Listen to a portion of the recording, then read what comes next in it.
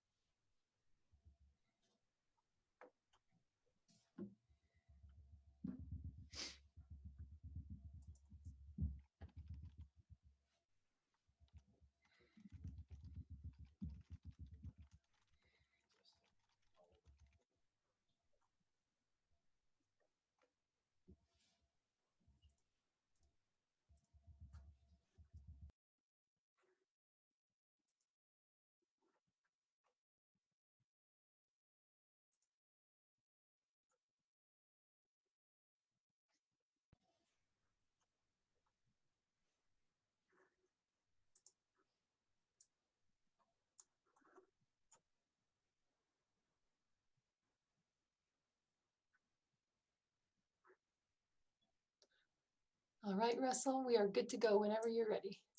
Okay, Erin, thank you. Good morning. I'm Russell Myers, CEO of Midland Health, and this is the Unified Command Team briefing on the coronavirus situation for Thursday, April 30th, 2020. Beginning with some numbers, the number of confirmed cases across the state of Texas has now crossed 27,000 cases. There are 732 deaths reported in the state. In Midland, we have 74 confirmed cases, and there have been 6 deaths to date. In our testing center, the hospital's testing has actually begun to wind down.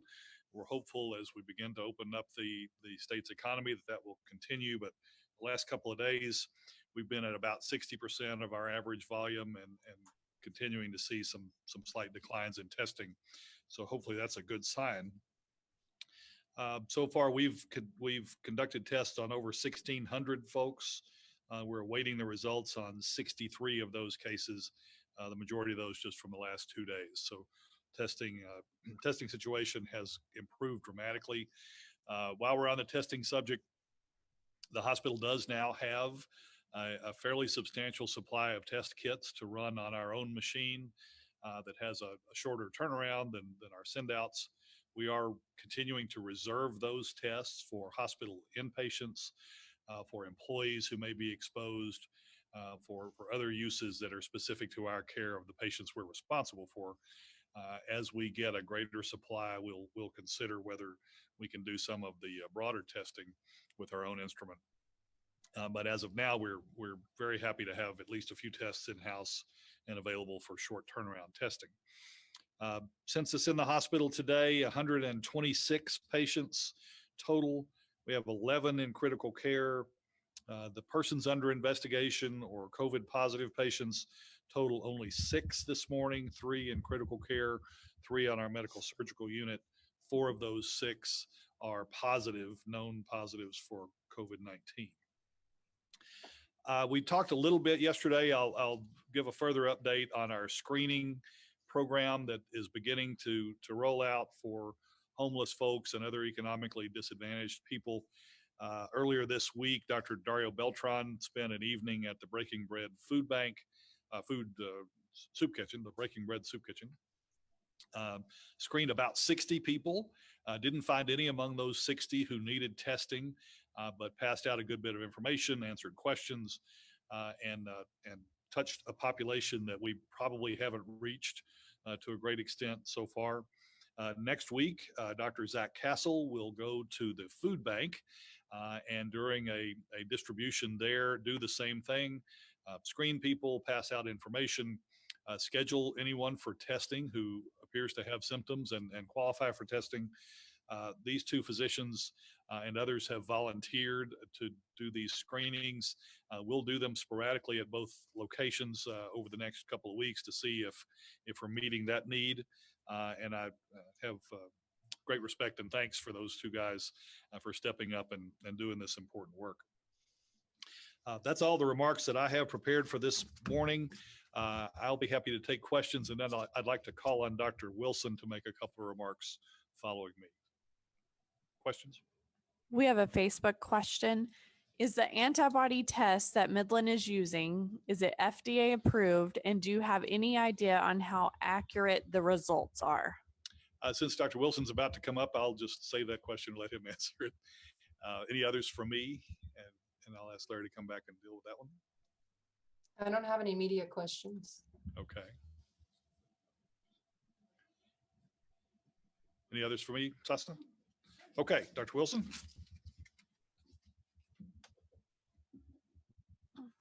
Dr. Wilson, I'll repeat the question for you. Thank you, Sasna. No problem. Is the antibody test that Midland is using, is it FDA approved? And do you have any data on how accurate the results are?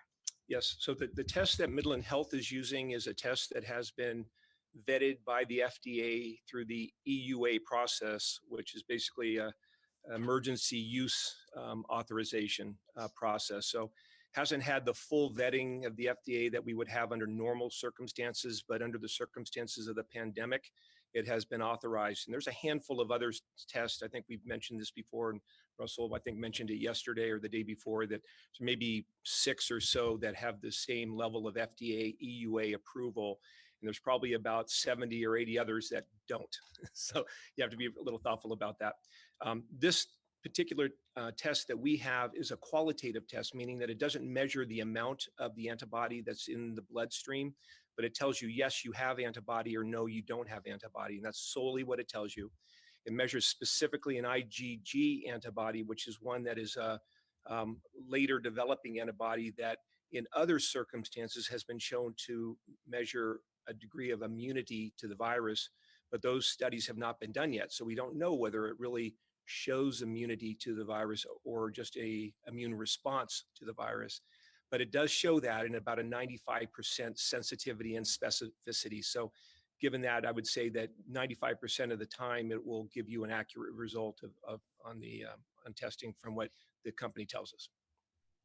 All right. I want to spend a moment before any other questions, if there are any other questions, just speaking a little bit about the latest hot topic, which is remdesivir, that came out yesterday with Dr. Fossey speaking about it. And I think, like many people that are listening now and around the country, we've grown to have a lot of appreciation for Dr. Fossey and his authoritative perspective and his knowledge. You know, when I was in medical school, he was doing HIV work, and for I think 30, 40 years now, he's been the hotshot guy in that arena at NIH. So we have a tremendous amount of respect for him. This study was done by his lab and under his authority. It's also sponsored by Gilead, which is the company that makes the drug. So despite the somewhat promising results, I think you have to keep those things in mind. There's going to be some enthusiasm, some interest, and potentially some bias that comes into play under those circumstances. The information that he released, he did so before the study has been peer reviewed, nor has it been replicated by any other labs, which both are really fundamental pieces of making sure that something that is being reported is truly the results that you would expect. And having said those things, the results are very promising. There's 30% reduction in length of stay in the hospital, or time to recovery for the patient that have been given. It have been like 1,000 patients or so that have been given, which is a really big number, and that's very favorable information. Having said that, also temper that with that it's only been utilized in patients that are hospitalized. It's only an IV drug. It's not a pill. It can't be given to a patient with early symptoms. And there hasn't been a really significant recognition of a reduction in mortality, which is a significant endpoint that you have to take into consideration as well. So it didn't hit the ball out of the park, if you'd like to use that metaphor, but it's definitely a step in the right direction. It does have some theoretical benefit in that it blocks the replication of the virus as well. So yeah, I didn't want to give it a complete negativity kind of perspective. I'm very favorable for it. I look forward to being available. It's still in the early phases of manufacture by Gilead. It's not widely available. I don't believe we have any in our own hospital at this time. And when we do, or if we do get it in the near future or in the future, it will be available only in IV form and only to patients that are in the hospital. So having said those things, I'll entertain any questions. The first question from the media we have is, how many medical lodge residents are in critical care at the hospital? There's one in critical care. I'll give them just a little bit to see if anyone asks any others. Tasa, do you have any from Facebook? Yes, ma'am, I do. I have several. I'll start with, what are your thoughts on opening up tomorrow? I think it's the right move. I think that we've moved in a measured, thoughtful way. You've heard me say this before, and I'll continue to say it. If we do this wisely, maintain social distancing, use masks to help promote social distancing. The mask does not prevent you from being exposed to the virus, as we've said, but it does increase the distance you have from another person. So if you're in a store and you're passing one another in the aisle and you're within closer than 6 feet to one another, the mask will blunt your water droplets in your breath from getting towards other people. So there's definite benefit to using the mask. Washing your hands frequently, using antiseptic cleanser on your hands after touching surfaces or before going into and after leaving stores. If we do all those things, we can start getting closer together, start doing more things, having activity in the economy in a safe manner. And I think we can really move that way. It's the new normal. I think everybody's going to have a different attitude in next flu season, even if we don't have the coronavirus to deal with, because we recognize that this is a way we can blunt, dampen, flatten the curve, decrease transmission of any airborne viruses and diseases. So. How long will you be screening people going into the doors, specifically at the West Campus? We had a conversation about this yesterday. This is really more of a Russell question perhaps, but I would say that I personally would like to see us stay measured, stay careful. We are opening up things. We're doing more procedures. We're going to stay careful about it, but we intend to open things up as we make sure that the initial steps we've taken haven't had any kind of an adverse effect. Speaking of the antibody testing, is that open to everyone, or is it required a physician order? We have access at both the West Campus and the main campus to what's called direct access, and these tests fall into that category. So anybody who would like to have the test done can show up, and it's a $50 cost and have the test performed. It's important to call and make an appointment at both of those sites to be seen. I don't have the numbers in front of me. Maybe Russell can provide those. Excuse me. I can. So those are available to anybody who wants to be tested for the antibody. The number to call at the main campus is 221-2911. At the West Campus, it's 221-3010. And an appointment is required. And when you come to those, either of those campuses, you'll be screened upon your entry to the building. And so you'll need to tell them that you have an appointment for an antibody test as you come in. Okay, any further questions? We do have a few more from Facebook. Does the regular flu shot help with COVID? I think I could easily say no, it doesn't. It's targeting a specific virus that's not the COVID-19 virus. It's still a great idea.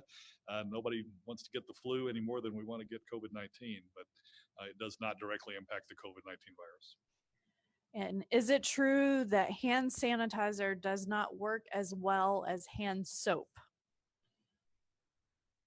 Dr. Wilson says that is true. Hand sanitizer has to be at least 60% alcohol to work at all. But the gold standard is still a 20-second soap and water scrub. Is that all from Facebook, Tasa? Yes. Okay, here's one from the media. Do you think Midland leaders are doing enough to promote social distancing and face coverings?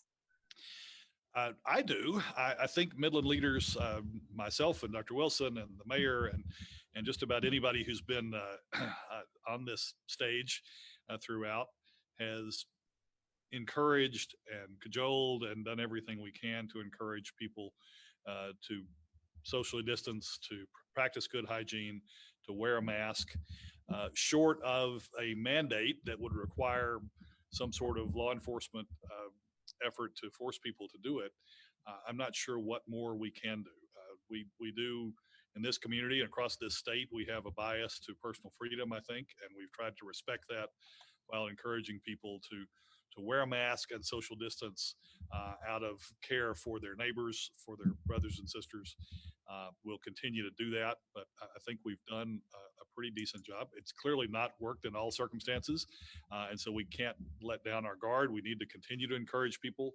I still see people without masks on occasion, and I think that we can continue to reinforce that. But I think we've probably done about as much as we can to get that message out. Thank you, Russell. Thank you. Now we will turn it over to Whitney Craig with the Health Department. Good morning. I will start by giving a breakdown of the COVID-19 cases, and afterwards we will pause for any questions. Our total case count is at 76 for Midland. Our source of exposure break down to 16 travel related, 51 contact to known cases, 9 from community transmission, and 0 that are currently under investigation for exposure. As far as gender, that breaks down to 29 male and 47 female. For age groups, we have 7 in the 0 to 19, 18 in the 20 to 29, 10 in 30 to 39, 6 in 40 to 49, 10 in 50 to 59, 3 in 60 to 69, 10 and 7 to 79, and 12 and 80 or above. As far as the patient status, we have 4 that are in the hospital, 17 that are in nursing or rehab facilities, 21 that are isolating at home, 3 that have completed their isolation, 25 that are considered recovered, and 6 that are deceased. For the medical visits, 24 were tested at the drive-through, 12 at a clinic or private provider, 6 in the emergency room, 13 as inpatients, and 21 in a congregate facility. As far as our investigation status goes, 54 are still ongoing and 22 are complete. I will stop for any questions regarding the information I just went over. All right, Whitney, we'll go just a little bit to see if anyone types anything out.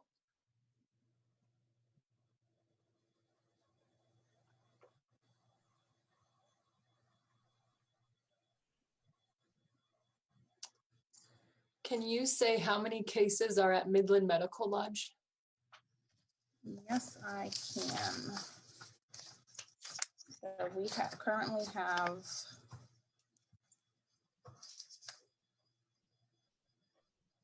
that just for the residents, or is that also including staff? Let's do both, because I'm sure they'll ask. Okay, so there are 24 total for the residents and 16 for staff. That's for all counties, right? Yes, it's all counties, that's not just Midland.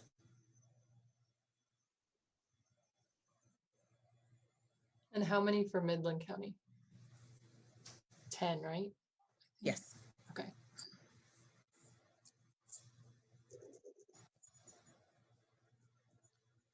Have all the results from COVID-19 test administered to the Midland Medical Lodge residents and staff been returned? No, we still have a few that are pending. Okay.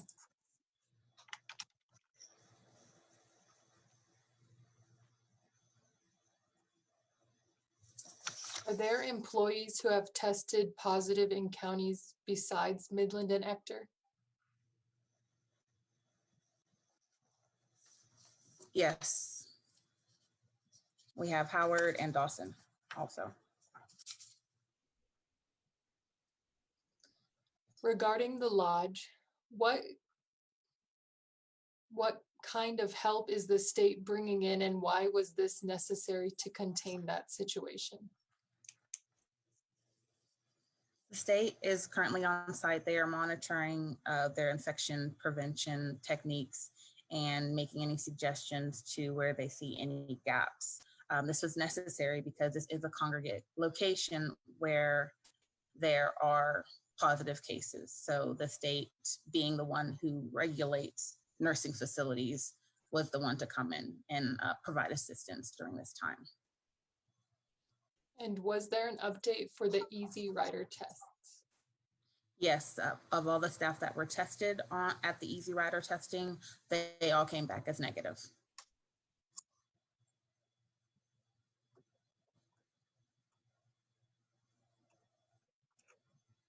And then do we know specifically what kind of problems the lodge had with their prevention methods? No, we do not. That would be something that the state would share with the lodge afterwards. After their investigation is complete, HHSC did say that they would follow up with the health department, but currently they are still on site. Okay.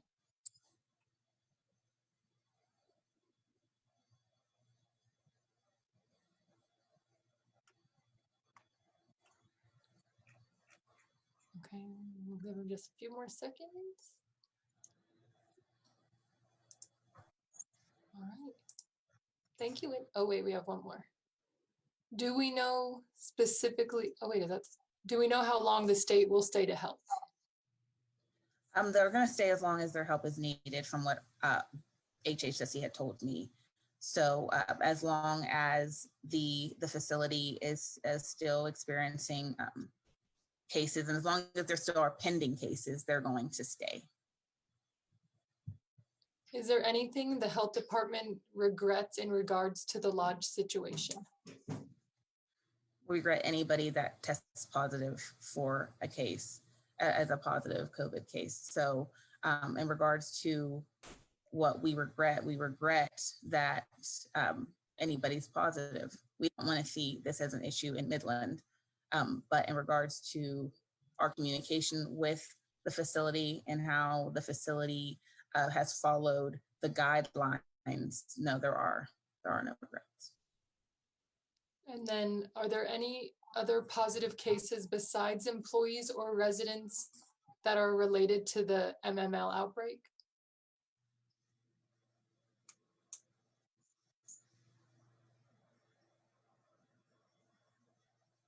I don't think there are a couple that have household contacts. So resident or staff that have shared households with spouses or family members, children. A couple of those have also tested as positive.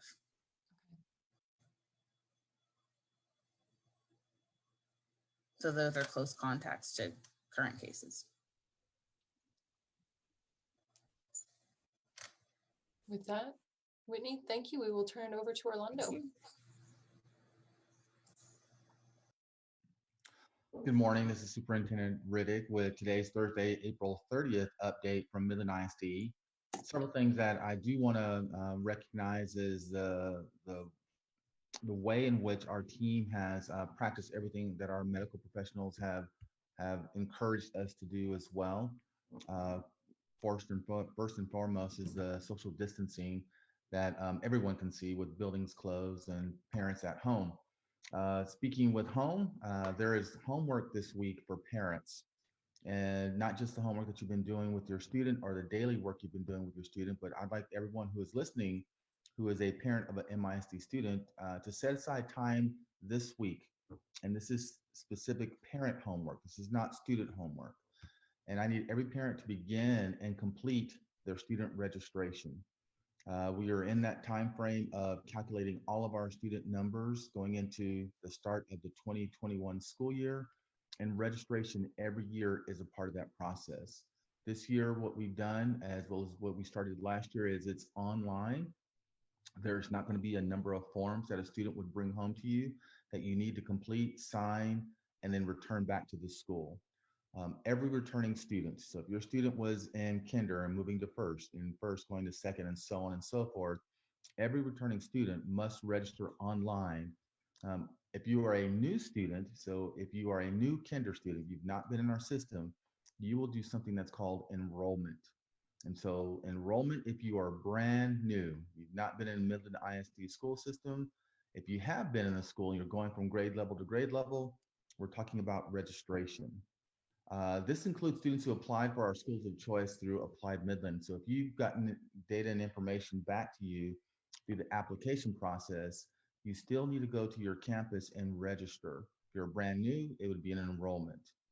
Once again, if you have gone into the Applied Midland and you've gotten your information for your next school level, let's go ahead and take care of that work. And that's called registration. And if you're brand new, it's called enrollment. If you're accessing midlandisd.net from a computer, there'll be a circle that says Skyward. And that's the platform that we use in order to take care of that registration and enrollment process. So if you go to midlandisd.net, look for the mobile device, you can scroll down, you can see the box that says Skyward, and then look for family student access, and it'll take you right in. It takes you right to the process, and it's a simple, easy step that allows you to navigate that work. We're getting out of the day and age where paper and on paper comes home, and typically that could be 10 to 12 forms that come home. Now all that is completed. If you are a current student, all that data will get populated, and you just need to correct and make any changes that you need to take care of. If you lost or forgotten your credentials for Skyward, just go to the forgot login password. At that point in time, you can it will send that information to your email that you plugged in, and you can begin the process there. There'll be several documents that you will need to upload. We're going to need proof of residency, immunization records, and ID. So if you're a brand new student, just know ahead of time that these are documents that you're going to need to have. You can scan, take a picture, scan, upload what those documents are, so you can have those ready to attach to your enrollment process and then move forward. If you're having a difficult time with that, you can come by our central office between 11 and 1 and 3 and 5, and we can help you through what that piece looks like. Now, remember, parents, this is your homework. This is your homework for the week. Let's get this done. This enrollment process, as well as this registration process, allows us to get an accurate count for all of our planning. That way we know the number of staff members that we need to have in certain buildings. That means the number of teachers, knowing what the number of kids are going to be in a building, the number of cafeteria workers, custodial, all the things that address people in a building, we do with this registration process, as well as it helps us format what our annual budget will look like. Next, the second point, and I'll take questions here shortly. I want to thank everyone who submitted feedback for our Seniors 2020 page around graduation.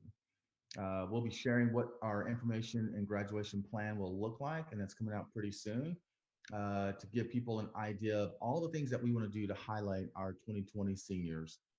There are a number of things that our team has come up with to share what we want to do to recognize the hard work that these young men and young women have done for 12 to 13 years to get to this stage, and then to progress to their next chapter of their educational life, or what career choice they may make once they depart their high school. With that, I'll take any questions. The first one is, if a student was accepted at a choice school but has already registered at their neighborhood school, do they need to re-register? Yes, what you'll need to do is you'll need to register for the school that you have chosen. If that's not your neighborhood school, as part of that choice, you need to go and register for the school that you are looking to attend. And then with that, we'll take you out of your neighborhood school, so you're not holding two spots. The next one is, will you consider remote learning as an option for students in future school years? Gosh, that's really exciting, and thank you for that question. I think the one thing that we need to hold, and I've shared this with Commissioner Morath, and I've shared this on a national level as well, is that we can't take all the learning that we've done right now and place it on the shelf. We are in this 21st century platform right now for what it looks like for learning. And it's not the tool. It's not the fact that you have a 2020 laptop and you have a hotspot or a Wi-Fi device.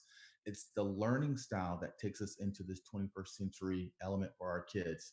They've been here for a very long time.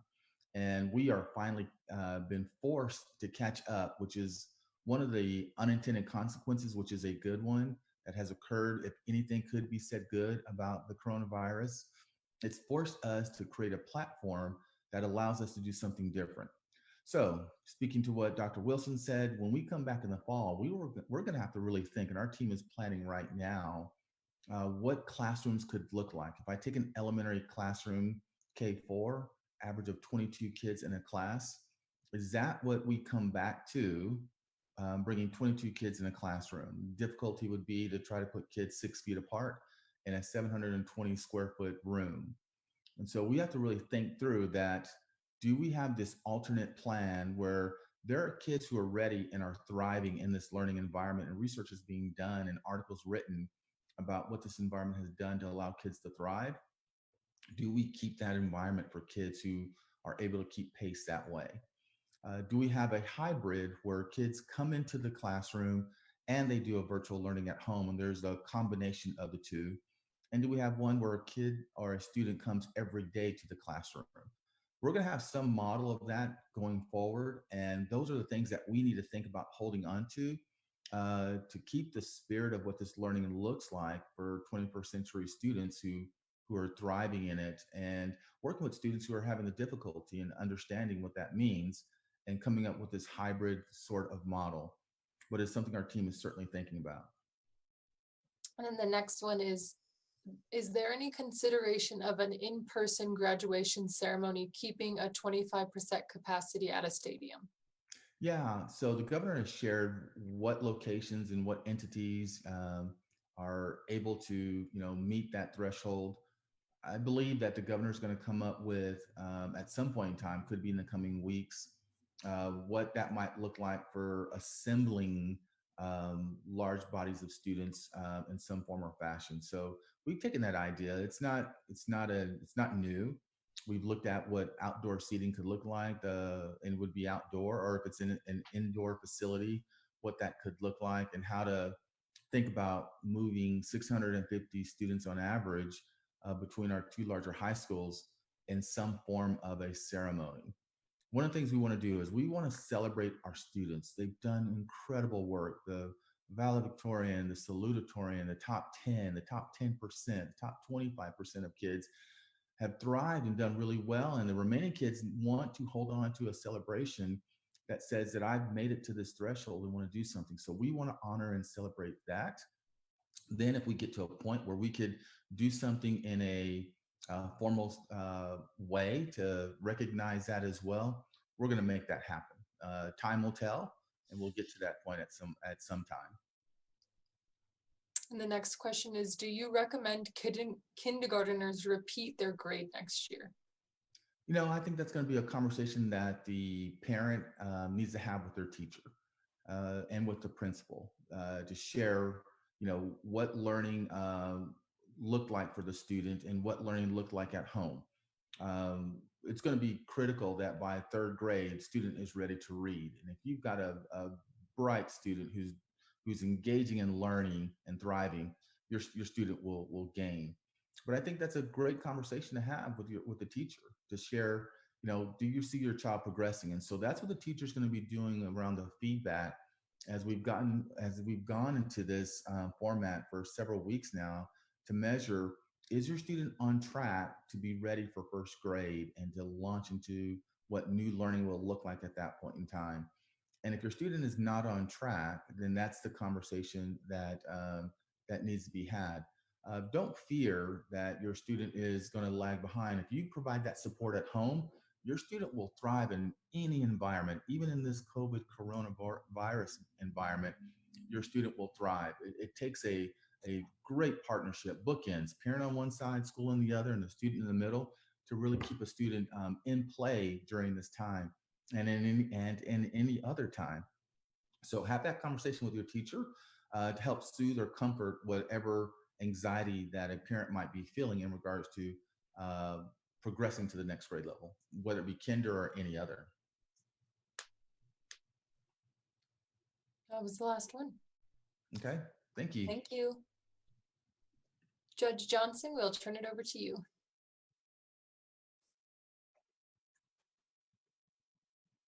Information that we're sharing. Today, as of today, we've got 970 participants in our chat program. And one of the changes we've done is we've added, instead of 3 criteria symptoms, we've changed it to 9 as per the CDC recommendations. And we've gone from a 3.1% to 4.4. And I believe the reason it went up a little bit was due to the fact now there's 9 symptoms that if you have any one of those 9, you click yes. And so I think that's part of our reasoning for going up. If you're not part of the chat program, I would encourage you. We were hoping for 1,000 folks in the beginning, and we're so close to being there, and we think that's a good representative number to give us some information. What's important is now that we're starting the process of going back to our lives and to work and to living in the community, this information is going to be more and more important going forward. So please help us out. And the text word chat to 432-287-7337. Monday, I presented a rough draft to the Commissioner's Court for consideration of a resolution to buy Midland. As we get back to opening up our community, I think one of the things that's really going to help is if we can promote and support the folks that are here in Midland, the small businesses especially. So in this resolution, I'm proposing that as a county, we ensure that all the purchases of products and services by the county be made locally just as much as possible and within all the legalities involved. And my hope is that we can encourage, by our example, all others to do the same. To build Midland, or to help build Midland, is going to be to buy Midland. So if you're not on the vendors list here at the county, please call my office at 688-4310. I'll see to it you get a vendor packet. I'll also see to it that your name, your product, your services is presented in a way to all of our departments, so that if they need your product or your service, we can try to give you a shot at it. And then lastly, I want to say a special thanks and a call out to Russell Myers and Dr. Larry Wilson, as well as their entire staff, for all their tireless efforts in helping this community deal with this crisis. With their devotion to healthcare and their commitment to keeping us informed, this to me is what has made Midland such an awesome community in combating this disease. So thanks to the hospital and all the healthcare workers. And that's about all I had, unless there's any questions. Justin had a couple of things that he'd like to share. The one question we have is chat advertised or promoted outside of Facebook? We've got a billboard. Chamber of Commerce has sent out emails to their mail list. We're doing different things as much as we can to try to get the word out there. Trying to do it on a small budget, but we're doing other things to get it out there. Hopefully through this format is another way of trying to get it out there. But yeah, we're doing all we can. Anybody got any suggestions? I'm all ears. All right. Thank you, Judge Johnson. Thank you.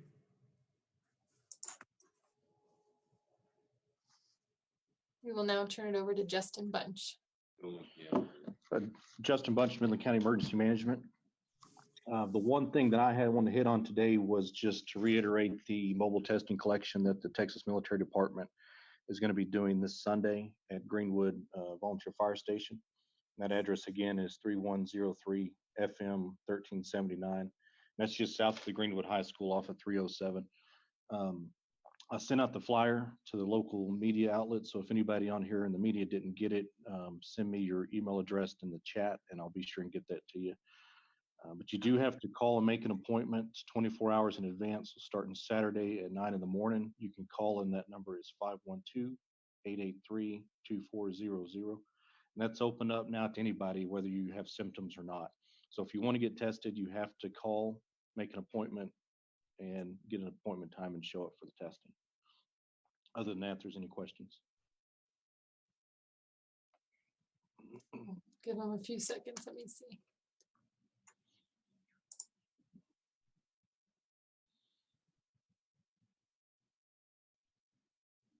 Okay, one is, why'd you decide to do this? Like I said on the last conference on Tuesday, it was something that the Texas Division of Emergency Management actually contacted us on and said that they had it scheduled for another county, and for some reason it either fell through or they couldn't provide the location. And so we jumped up and offered to coordinate with the volunteer fire department and get a location for them. And it's set up to where anybody in other counties, so like Glasscock, Reagan, and Upton, border Midland County on that east and south side of Midland County. So those counties are available or eligible for this too. They just have to call and schedule an appointment time. Okay, and then Stuart asked, you don't have to live in Greenwood, right? But I think your last part answered that question. Correct. I mean, it's open up to anybody in the state of Texas as long as they can get over here in a vehicle and drive through. Okay.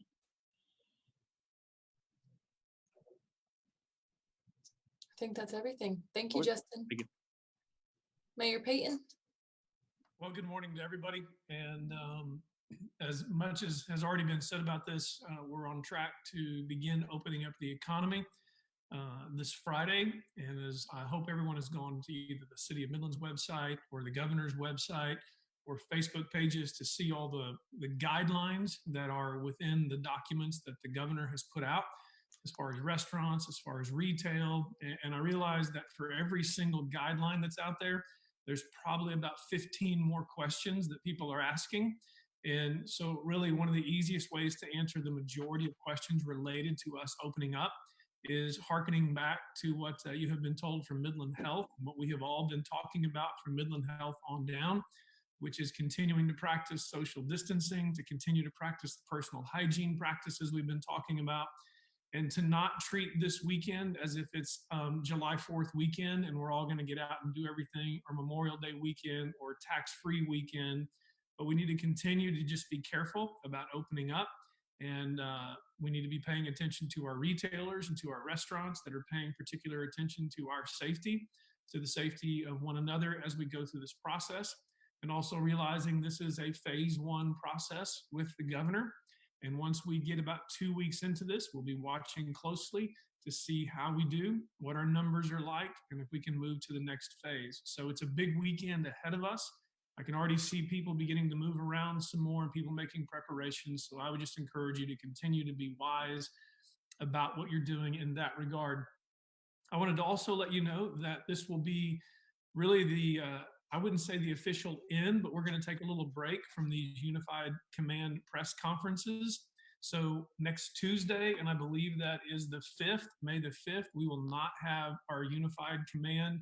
We might have it on the 7th, depending on how things look moving forward, but we'll probably move that to the following week, as that will be the second week in the opening process to see where we are to make announcements. That does not mean you cannot reach us as a press corps, and you've been a tremendous press corps, asked great questions, been very respectful to us, and I hope we have been very respectful to you. We'll have press conferences as necessary, answer questions as you send them to us, but we're beginning to see at this particular point, as the economy is about to open up, we can maybe back off of these twice a week press conferences. We'll see how it goes next week. Just be ready from public information officers to send out notices in case we have something in between what we're talking about. But I would not expect us to reconvene until the week of the 11th. But if we do, we'll get the information out to you and let you know.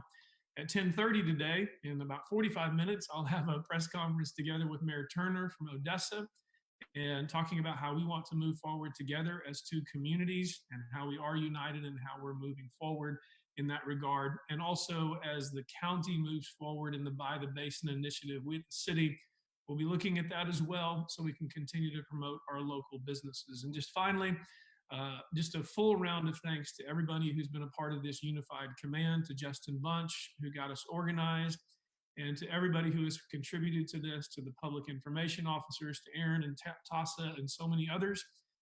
We're just now beginning to get on this road to recovery. It needs to be a slow, careful road and not a headlong rush into what things used to be as we get back to normal and try to get ready for the summer. So with that, I'll be happy to take any questions and then see you in 45 minutes. Yeah. The first question is, does the city of Midland have a plan on opening pools for the summer?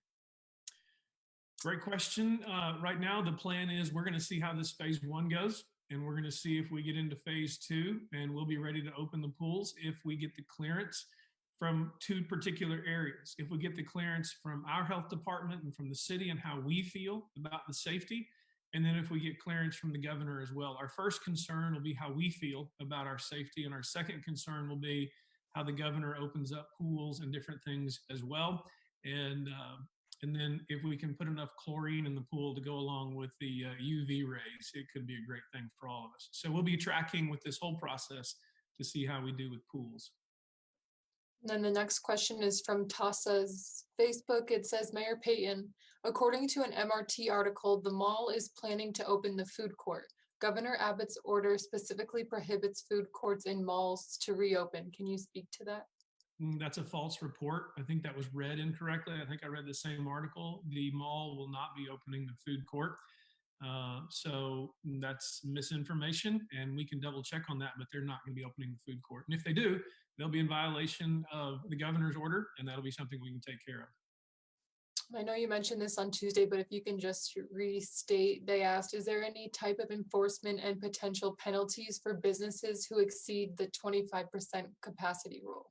We will not be driving around counting head counts. We're going to be depending on our retailers, like we have our entire community throughout this process, to do the right thing. We have avoided mandates.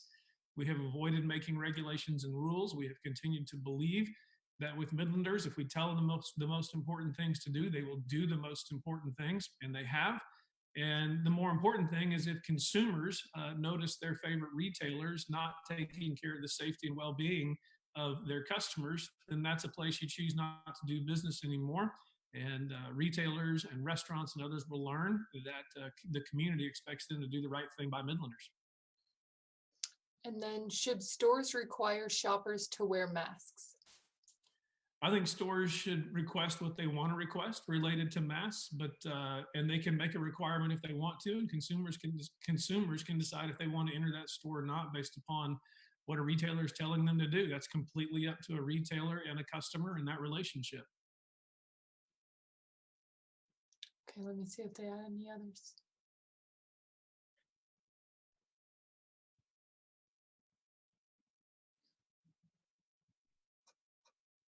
Okay.